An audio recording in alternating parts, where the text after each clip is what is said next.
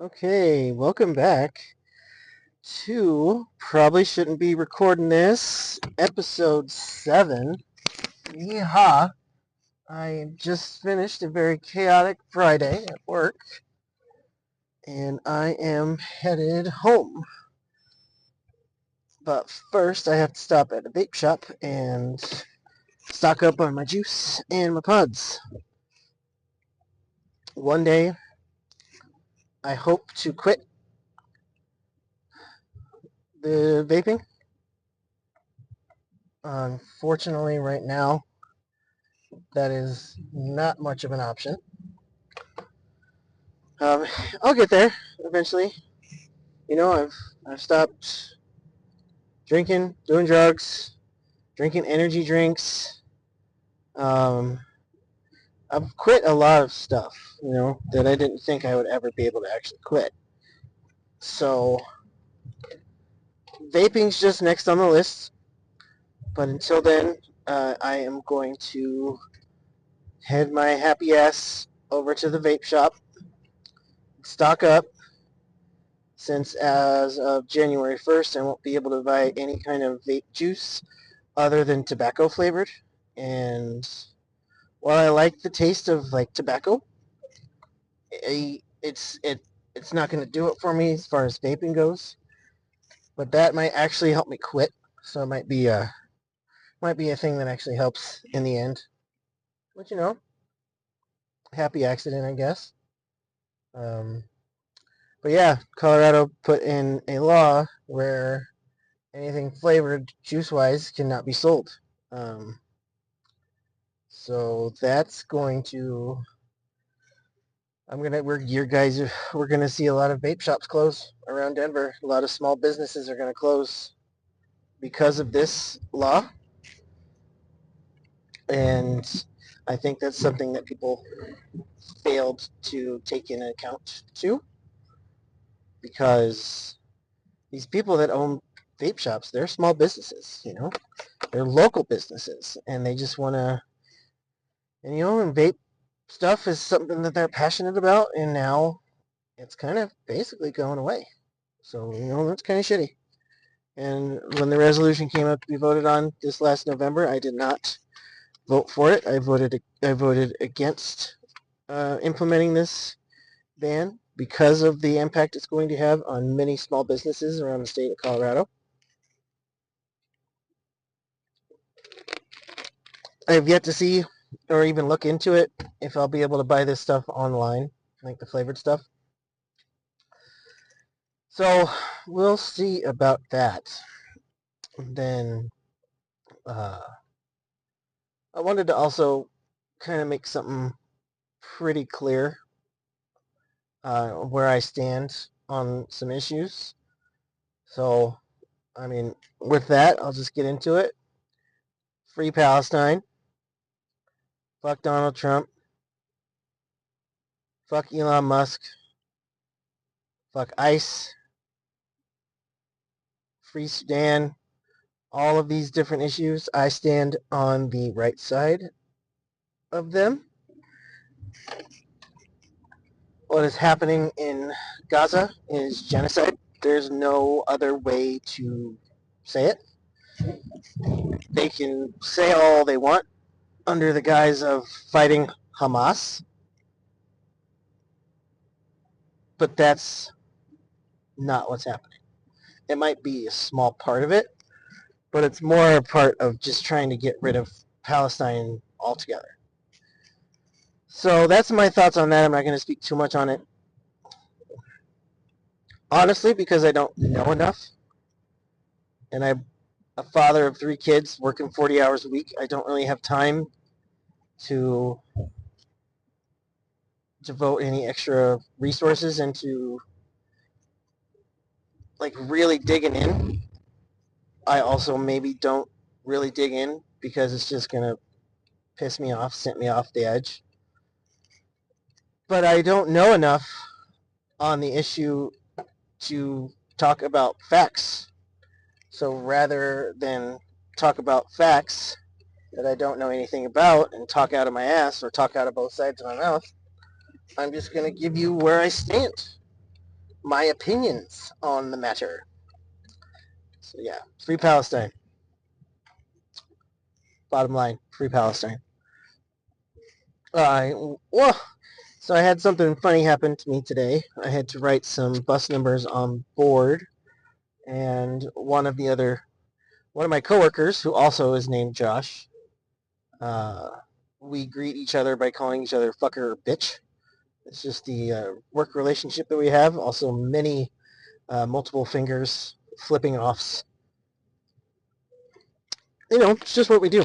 But I was writing those numbers on the board, and he said, "Holy shit, dude, you got really nice handwriting. You kind of write like a girl." And I kind of stopped mid writing of the number, and I looked, and I was like, "Thank you, I guess." I've always written this way. My handwriting switches. Sometimes I write really small. Sometimes I write like slanted. Sometimes I write like I'm writing in italics. What I said to him was like, I'm sorry if I'm not like most men, where I write like I look like I write like I have to take a shit, so I write like I'm in a hurry. That is not the case. I like to take my time, even when I'm rushing. I like to make it legible, because I don't understand why people can't take the time to make your handwriting legible. A lot of the drivers I work with, handwriting is like their doctors. You can barely read or make out what they're writing. And sadly, an update, I got caught by the train. The train wins. Yet again, I am stuck here at the light, just waiting, and nothing's happening. So, train, you got me this time. I'll get you next time. I'll get you on Monday.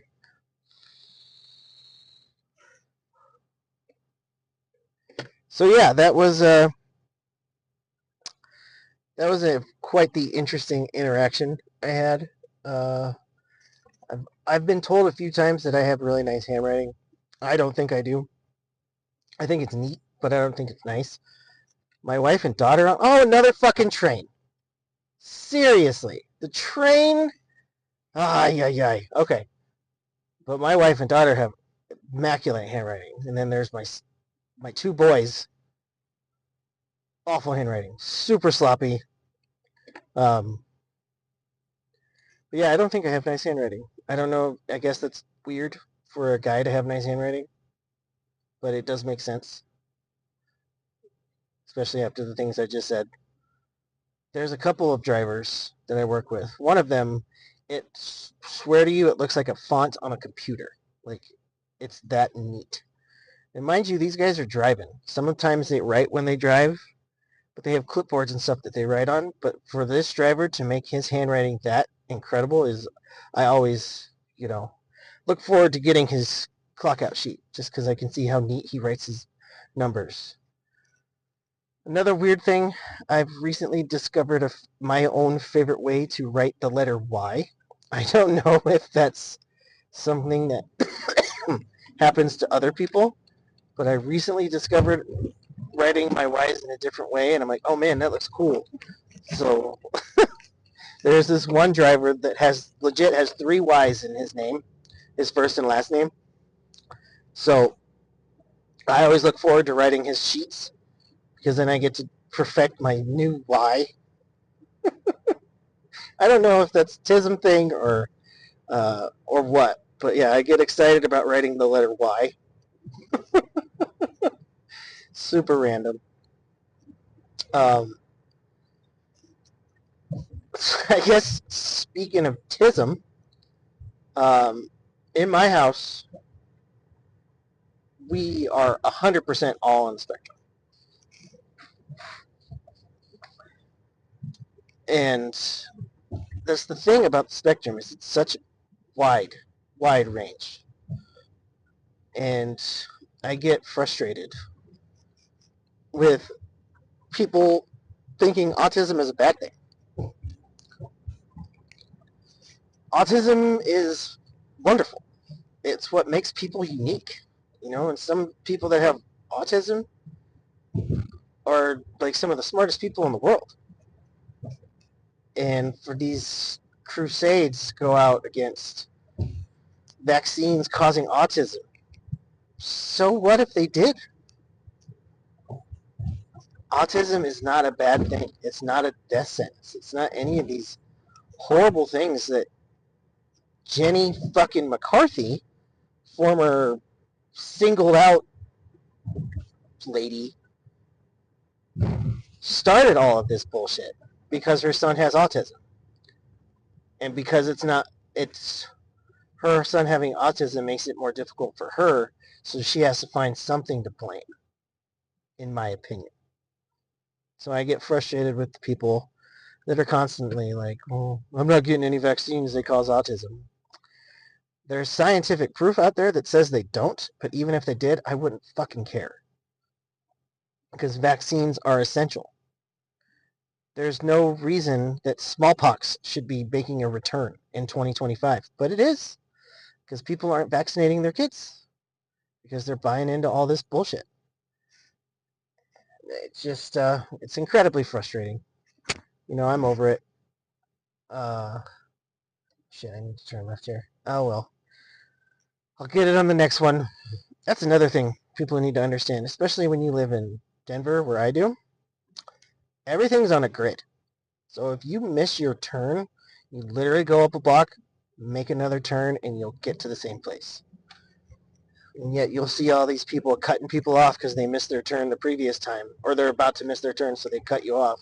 It's like, dude, just go up a block. If you look on Apple Maps, Google Maps, whatever, if you look at the streets in Denver, it's literally a grid. So I get frustrated with people cutting me off for missing a turn when they literally could just go up a block. Now, granted, it doesn't always work like that, but for the most part, it does.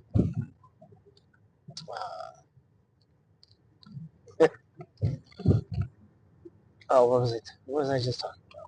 I was talking about stuff, and then I have literally forgotten my train of thought in the middle of talking. So that sometimes happens to me. I so we got a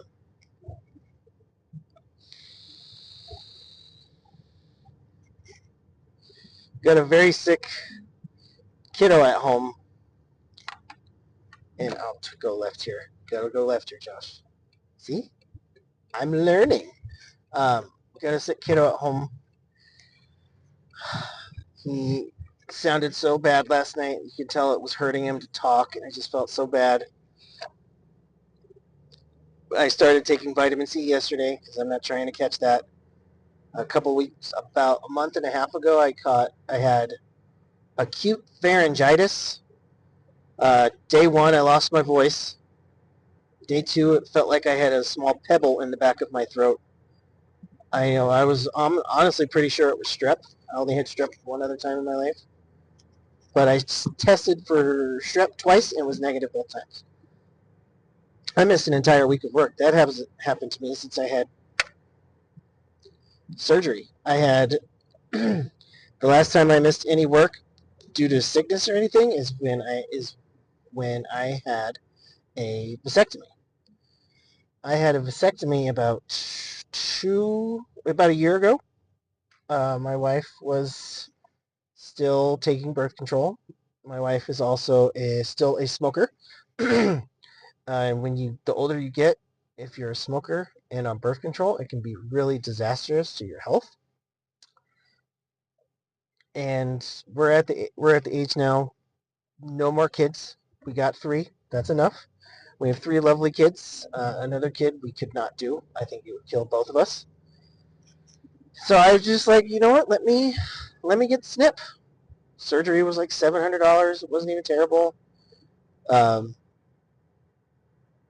But yeah, I got a vasectomy over a year ago, and she's off birth control now, so she's much less at risk. I think it's stroke that they really were risking, and heart stuff, heart issues. If you're on birth control and still smoking in an older uh, woman, so anything I can do to help, my wife, I'm gonna do. Especially if it's something like that where it's very low risk for me. I'm not gonna look at her and say you should get, your tubes tied or all this, that, and the other. No, for a dude, it literally took 15 minutes. They numbed me, sliced me, stitched me up, and I was out the door. So, and that's not that easy with your tying your tubes. It's a pretty invasive surgery. So, the fact that I can just go in, get snipped, and leave the hospital 15 minutes later, why the fuck not? I think more men should do that. I think more men should do that, especially the older you get. Like, you're not having kids, just get snipped. Of course, when I was younger, I thought a vasectomy meant like you were getting part of your penis cut off. Not the case. I can attest as having a vasectomy, none of your penis gets removed. And that is probably the last I will talk about my penis on this podcast. That is way too personal. I don't like talking about myself, much less my privates. So I'm going to stop there. A couple of other things I probably won't ever talk about on this broadcast is any kind of anything going on between my wife and I. That's mine and her business, nobody else's. I do not need anybody else hearing what's going on. And let me tell you, nothing's going on. We're great. Her and I have a really good relationship. It's really fucking cool to be married to your best friend. Anytime anything happens during the day, the first person I want to tell is my wife. And I know she's the same way. We'll have a moment outside, she'll trauma dump, I'll trauma dump, and we'll feel better and we'll go inside. It's been a very, very happy guy. For the longest time, especially back when I was drinking, I definitely had this fear of, never going to find someone, I'm going to be alone, what am I going to do, this, that, and the other. And then, I just took a chance on plentyoffish.com and met this lady for coffee down by where she lived at the time. And the second I walked in the door, I was like, oh, I'm in trouble. I'm in trouble. And we sat at Starbucks and we talked for a long time before she had to go get her kid, which are now our kid. And, the rest is history. Been together over 7 years now. We are approaching year number 4 of marriage. We've been together for over 7. So it's pretty cool. And being in the marriage I am, in the relationship I am, I always cringe at the way they show how marriage is in TV shows and movies and stuff.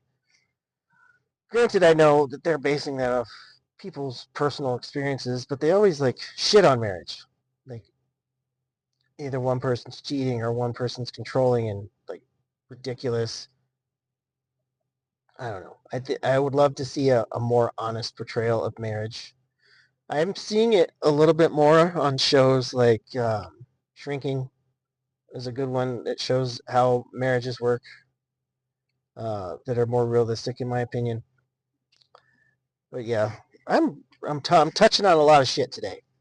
I was so busy at work I couldn't really.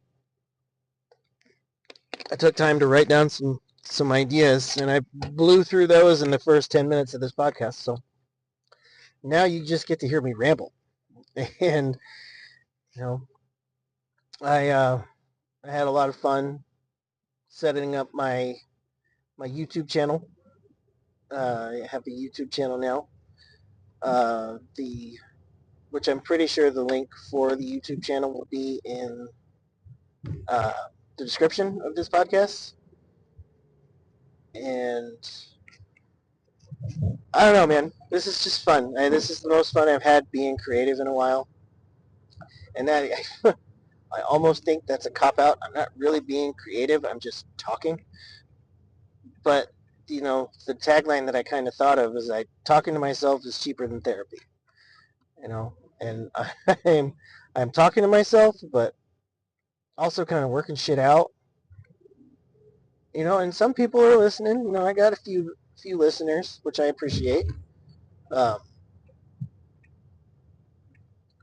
yeah, this has been a very good decision I have made.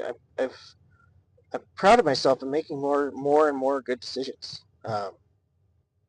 I just got.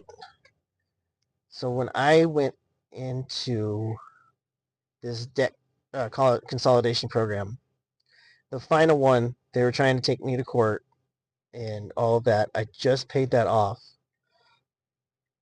And I got an email yesterday that the case had been thrown out. Because I paid everything.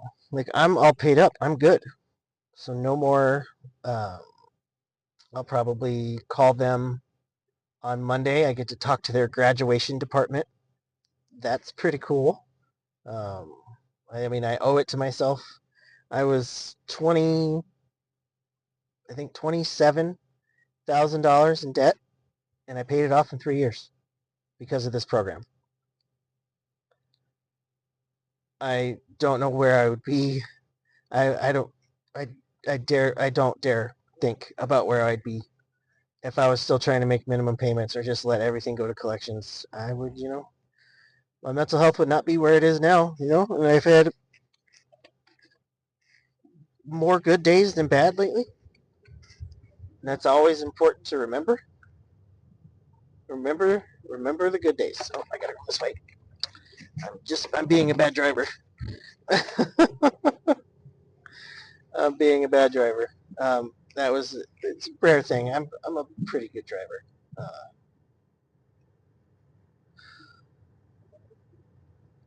But yeah, I made the smart decision to get in a debt consolidation program, and what would have taken me my entire life, I paid off in 3 years. To where the point where, as far as credit card debt goes, I'm clear. I have none. I'm 42, and I have no credit card debt. That's super important to me. I also have lowered a lot of my bills, and this is well, I got paid today, and the fact that I'm able to go to the store without thinking about, well, how much am I going to have left, this, that, and the other. A little bit of financial freedom, man, I tell you, it makes a world of difference with my mental well-being, and I'm just very thankful that I did that. They have been doing construction on the road that I'm on for, I want to say, 3 years now, maybe even 4. And it doesn't look like they're anywhere close to being done. So it has just been a shit show. Unfortunately, I do have to take this road because it connects to the other road that I need to go on. Yeah, okay.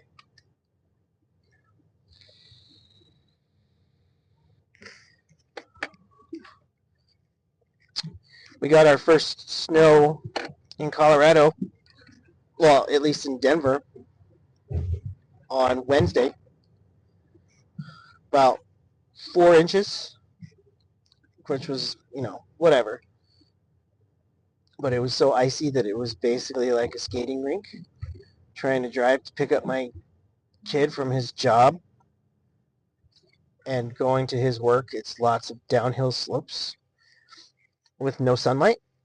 So, you know, on a street, I'm normally going 40 to 45, depending on how impatient I am. I was going 10 because any slight step on the gas or any slight this movement that wasn't straightforward, you were slipping. You know, saw 3 different accidents on the way home after I picked him up. It was insane, and I don't want to experience that for a while, because it was like the CDOT wasn't sending out the plows with the salt, so everybody was just slip sliding around. Oh, good. I'm not going to use the asphalt in the middle. Anyway, so yeah, maybe that's a good place to stop. Thank you for being my sounding board. I'm just talking. Excited it's the weekend. I hope everybody has a wonderful weekend. If you don't have to go outside, don't. Stay home and veg, because that's what I plan on doing. What I will say is I'm really excited about Knives Out, Wake Up Dead Man. My wife and I watched the previous 2 Knives Out movies. We are huge fans of Daniel Craig and his character Benoit Blanc, and that southern drawl he has. And just the writing and everything is so crisp and so entertaining, and so looking forward to that. That comes out next Friday. Very much looking forward to watching that. Oh, I want to circle back. So I told everybody that I got some NeuroGum last week. And, you know, on TikTok, these people are good at what they do, because they make it seem like you are going to start chewing this gum, and the second you start chewing this gum, your eyes are going to be wide open, your brain's going to be wide open, and my review of NeuroGum is that it's okay. I got the wintergreen, so it does not taste well. I realized my mistake. I should have got the cinnamon. I'm a huge fan of cinnamon gum, but the taste is not good. It has about as much caffeine as a cup of coffee does. Oh, another thing I stopped drinking. Coffee. I don't drink coffee anymore, mainly because it doesn't agree with my stomach. So it has about the same amount of caffeine as a cup of coffee. It has some B vitamins, B12, B6. You know, and it helped a little bit. I guess I felt more focused at times, but I didn't feel any noticeable difference. So it's okay. I would give it a 6.5 out of 10. Probably will not buy it again. I did see that they just came out with a new double dosage.